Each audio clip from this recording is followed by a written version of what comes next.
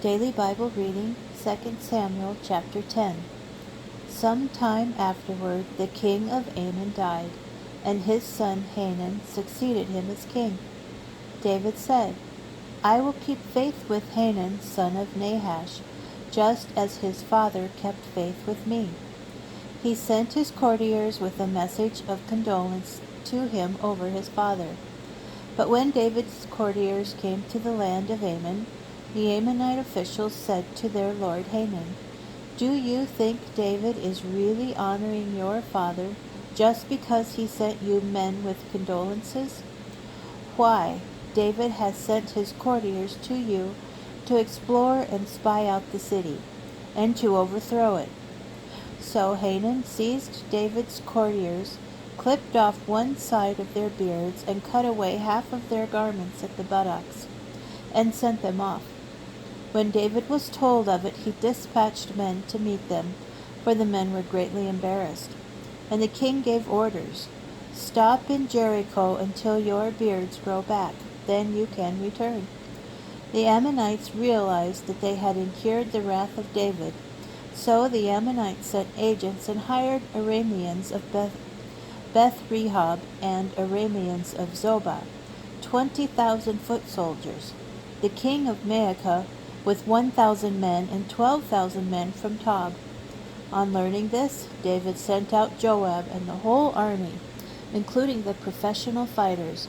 The Ammonites marched out and took up their battle position at the entrance of the gate, while the Arameans of Zobah and Rehob and the men of Tob and Maacah took their stand separately in the open.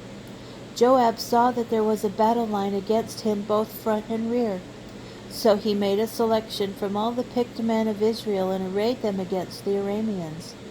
And the rest of the troops he put under the command of his brother Abishai, and arrayed them against the Ammonites. Joab said, If the Arameans prove too strong for me, you come to my aid, and if the Ammonites prove too strong for you, I will come to your aid. Let us be strong and resolute for the sake of our people in the land of our God, and the Lord will do what he deems right. Joab and the troops with him marched into battle against the Arameans, who fled before him. And when the Ammonites saw that the Arameans had fled, they fled before Abishai and withdrew into the city. So Joab broke off the attack against the Ammonites and went to Jerusalem. When the Arameans saw that they had been routed by Israel, they regrouped their forces. Hadadezer sent for and brought out the Arameans from across the Euphrates. They came to Helam, led by Shobak, Hadadezer's army commander. David was informed of it. He assembled all Israel, crossed the Jordan, and came to Helam. The Arameans drew up their forces against David and attacked him. But the Arameans were put to flight by Israel. David killed 700 Aramean charioteers and 40,000 horsemen.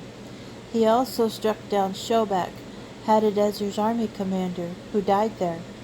And when all the vassal kings of Hadadezer saw that they had been routed by Israel, they submitted to Israel and became their vassals. And the Arameans were afraid to help the Ammonites any more.